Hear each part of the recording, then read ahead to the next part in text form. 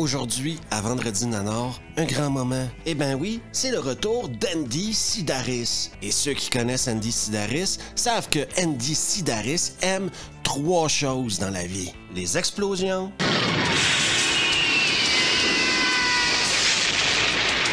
les gros flingues. Et voilà mon vieux compagnon. On s'entend bien tous les deux. Et les gros...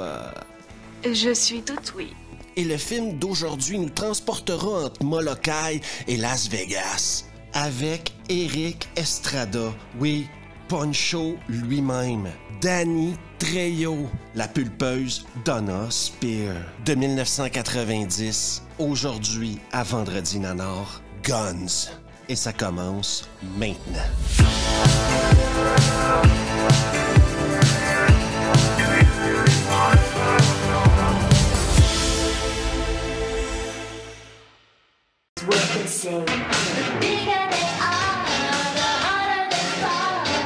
Le film commence par Eddie qui chante. Si vous vous souvenez de Eddie, elle était dans Piège mortel à Hawaï. Eddie chante bien sûr en bikini, parce que c'est un film d'Andy Sidaris. Vous croyez quoi, que ça serait un hippie tout poilu qui serait en train de chanter du Bob Dylan à la guitare acoustique? Un peu de réalisme, s'il vous plaît.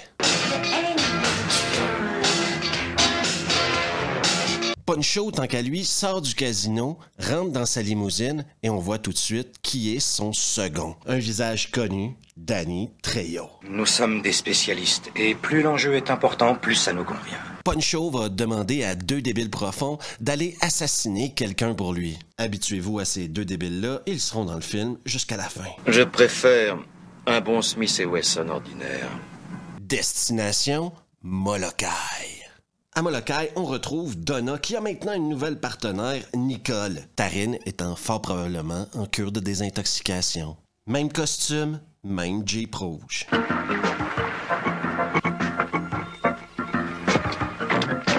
Donna, dans une boutique de vêtements, va rencontrer une autre de ses amies. Une femme extrêmement occupée, propriétaire de restaurant le jour, agent secret la nuit. Tu peux pas dire que tu manques d'activité, restauratrice la journée, agent secret le soir? Ah, d'un côté, je fais sauter les oignons et de l'autre, les cervelles. Rendu à Molokai, lui aussi, Poncho va donner la cible aux 2 assassins. La cible est Nicole, partenaire de Donna. Mais comme une autre femme brune a acheté la même robe que Nicole, eh bien, il y aura un quiproquo. Oui, les 2 assassins débiles vont tuer la mauvaise personne. Et n'oubliez jamais que ces 2 mecs-là sont les rois du déguisement. Parce que à Molokai, tout le monde peut se déguiser en travesti et personne ne se rend compte que c'est des hommes. Il n'y a que le résultat qui l'intéresse. La forme et la manière, tout le monde s'en contrefout de nos jours. Peu importe, ils vont quand même tuer la mauvaise fille et laisser la carte de visite de Poncho. Eric Estrada, le valet de Coro.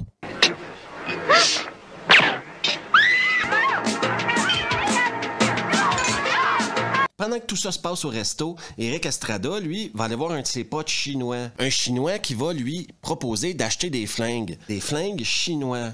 Et pour tester les flingues, il n'y a rien comme des huttes en brindilles. Et c'est exactement ce que Poncho va faire. Tester le flingue sur de la hutte en brindilles.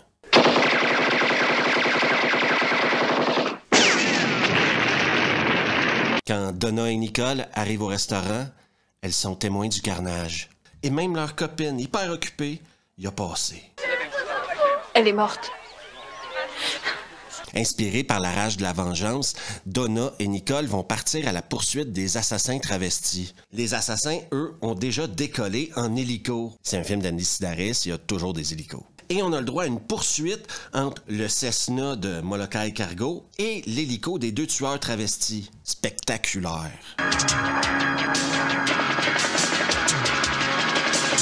Les mecs se posent, sortent de l'hélico, rentrent dans une voiture, partent sur la route. Donna décide de les pourchasser en Cessna et elle essuie un feu nourri.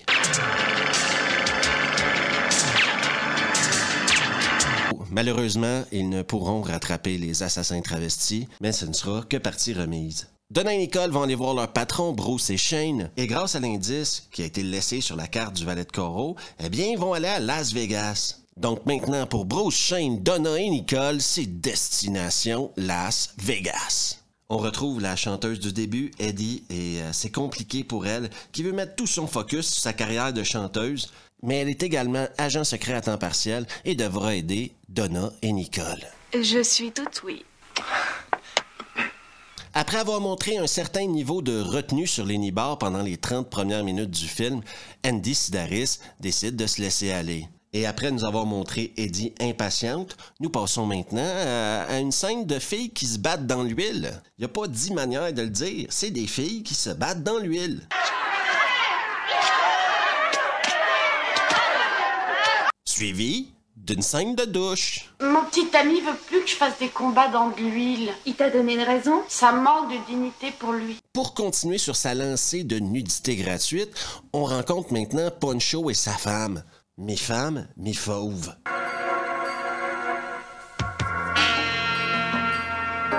Salut toi qui regarde Vendredi Nanar. Tu veux aider à supporter le nanar de ton quartier? Eh bien, n'oublie surtout pas de t'abonner juste ici, de laisser un pouce bleu, d'activer les notifications et surtout de partager la vidéo avec tes copains. On retourne maintenant à Guns d'Andy Sidaris.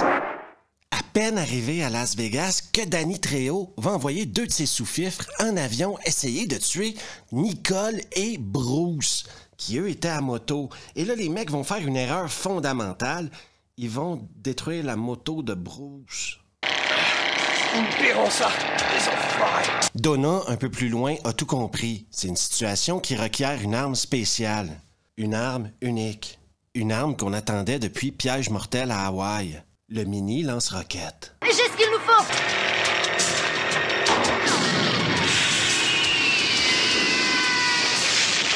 Je vous mentirai pas en vous disant qu'il m'avait manqué le lance-roquette. Revenons au film. Dans les décombres, ils vont trouver une arme chinoise. Elle est facile à reconnaître parce qu'il y a une étoile rouge dessus. Ça veut dire qu'elle est chinoise. Regardez-moi ça.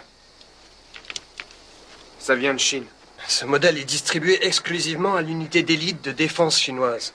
On regroupe maintenant tous les agents spéciaux qu'il y a à Vegas. Et laissez-moi vous dire qu'on a le droit à une équipe de choc. 2 pilotes de cargo, 2 lutteuses dans l'huile, une chanteuse, un magicien et 2 mecs au bronzage professionnel. Et si tout ce monde-là est pas capable d'arrêter Erik Estrada, eh bien personne peut arrêter Erik Estrada. On est en présence de pros, des vrais. Pas d'action individuelle ou de vendetta personnelle. En tant qu'équipe, nous pouvons être aussi formidables que le pont de Londres. Donna, elle, est convoquée par la procureure générale de l'État du Nevada. Et si vous vous demandiez, oui, mais Steve, une procureure générale de l'État du Nevada dans l'univers d'Andy Sidaris, ça ressemble à quoi? Eh bien, ça ressemble à ça. Un meurtre commis par un agent fédéral est toujours un meurtre. Et la procureure a également un message pour Shane, parce qu'il viendra pas faire sa loi au Nevada. Si vous désobéissez, je vous les coupe et j'en fais de la chair à saucisse. C'est compris, cow-boy? Mais vous avez rien vu ni entendu encore, parce qu'à la surprise générale, la procureure est la mère de Donna. Oui, elle l'a eu quand elle avait 12 ans. Quelle peau de vache, cette pétasse. Cette peau de vache, c'est ma mère. Le magicien qui fait partie des agents de la Task Force afin d'empêcher Erik Estrada de faire ce que Erik Estrada doit faire, va aller interroger 2 mecs en prison. Et je crois sincèrement que le gars n'a pas compris le concept d'interrogatoire. Tu poses une question, t'espères une réponse. Tu utilises un levier afin d'avoir la réponse que tu souhaites avoir. Il va y aller de sa propre méthode et elle est extrêmement expéditive. Elle laisse très peu de place à la rhétorique.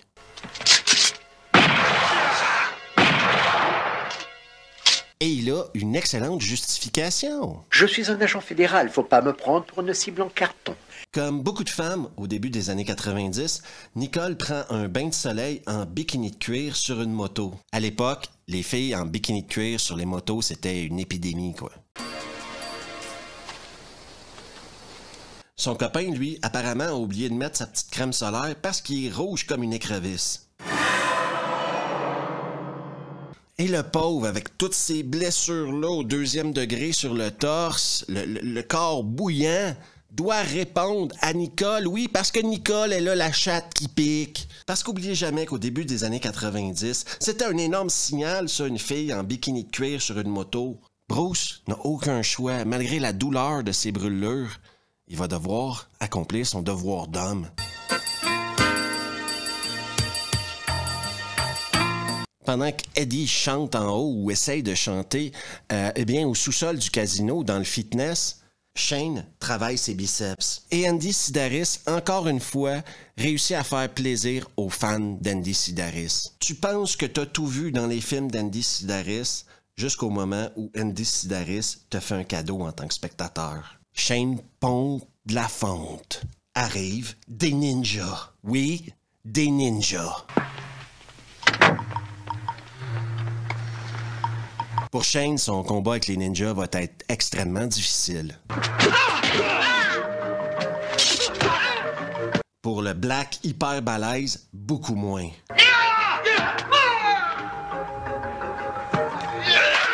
Mais Donna, elle a pas le temps de déconner avec des ninjas. Et c'est pas des ninjas qui vont empêcher Donna d'être Donna. Ah, mes fesses, oui.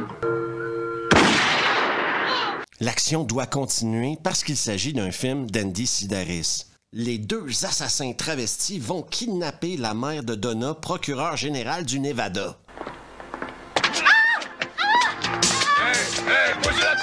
Pendant ce temps-là, la copine à Poncho, oui, la femme mi-fauve, mi-femme, se pointe sur le bateau du magicien. Et je fais pause look. Regardez-moi ce sac banane, ce bikini doré et ces Santiago.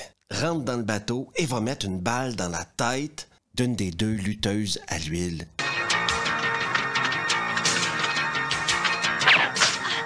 Au loin, le magicien s'est rendu compte de rien. Il va crier pour recevoir une bière. Mais au lieu d'une bière, c'est une grenade qu'on va lui envoyer.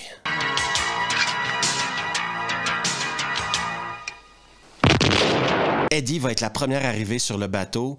Elle va voir le corps de la lutteuse tout près de l'ordinateur et se mettre à chanter. Non, je déconne. Elle va se mettre un genou par terre, choper une balle et juste à l'odeur comme ça, comprendre que c'est la pute à Poncho qui a tué la lutteuse.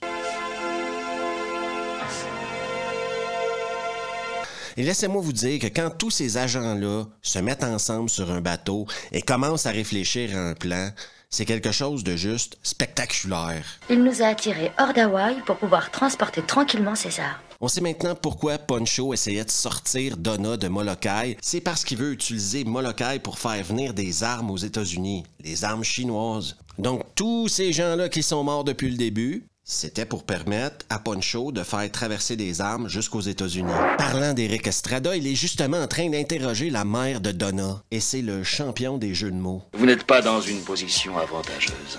Et c'est le moins qu'on puisse dire. Mais vous êtes quand même à votre avantage. C'est maintenant temps pour cette équipe incroyable de s'armer et de préparer l'assaut afin d'aller sauver la mère de Donna et tuer le valet de Coro. Et voilà le lance-fusée. Il devrait pas nous servir pour l'instant. Eddie va venger la mort du magicien dans un jeu de miroir, mais juste incroyable.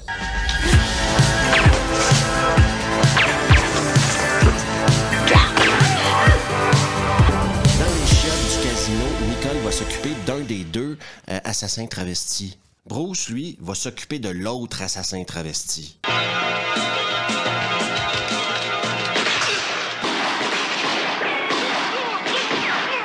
Danny Trejo, lui, tient prisonnière la mère de Donna. Chose rare dans un film d'Andy Sidaris, elle porte un soutien-gorge.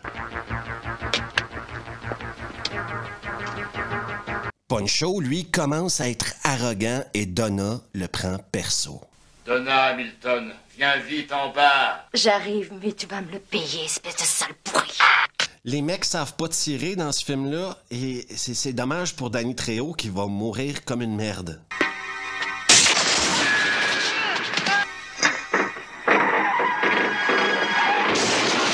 Donna lance-missile à la main versus Poncho qui a sa mère en otage sur la scène. Vous avez tué mon père. C'était pour les affaires et non pas personnel. Mais comme la mère de Donna était sur une trappe de magicien, eh bien, Donna va appuyer sur un bouton, la trappe va tomber, sa mère va tomber. Et elle va avoir le chemin ouvert pour envoyer un missile, oui, un missile en pleine gueule d'Eric Estrada. Je vous rappelle qu'on est dans une salle de spectacle. Ils sont à plus ou moins 3 mètres l'un de l'autre. Des missiles à l'intérieur, c'est standard dans les films d'Andy Sidaris.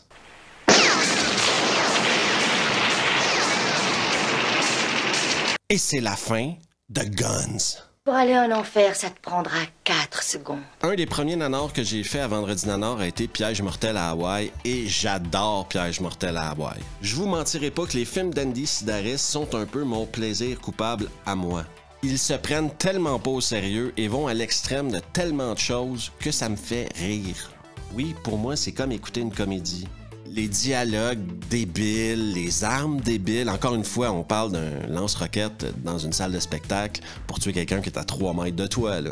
Eh bien, tout ça, moi, ça me fait marrer. Et Andy Sidaris, quand il est bon, comme dans Guns, il est encore très bon.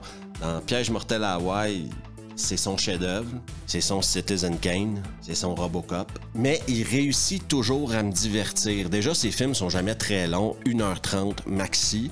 Et il n'y a pas vraiment de longueur, parce que dans ces films-là, les longueurs, c'est souvent les scènes de cul que tu finis par passer, quoi. Les gens qui aiment les nanars ne peuvent pas ne pas aimer les films d'Andy Sidaris. Parce qu'entre le jeu des acteurs pourris, des textes pourris, les scènes d'action qui sont complètement surjouées, eh ben t'as tout ce que tu veux d'un nanar, quoi. C'est toujours un bon moment. Je ne peux donc que vous conseiller de regarder Guns. Vous allez au moins rire un bon coup à quelques reprises, je vous le garantis. Merci à tous ceux qui se sont abonnés dernièrement et ceux pour qui ce n'est toujours pas fait, vous pouvez le faire juste ici, laisser un pouce bleu, activer les notifs, partager la vidéo avec vos potes et on se revoit la prochaine fois.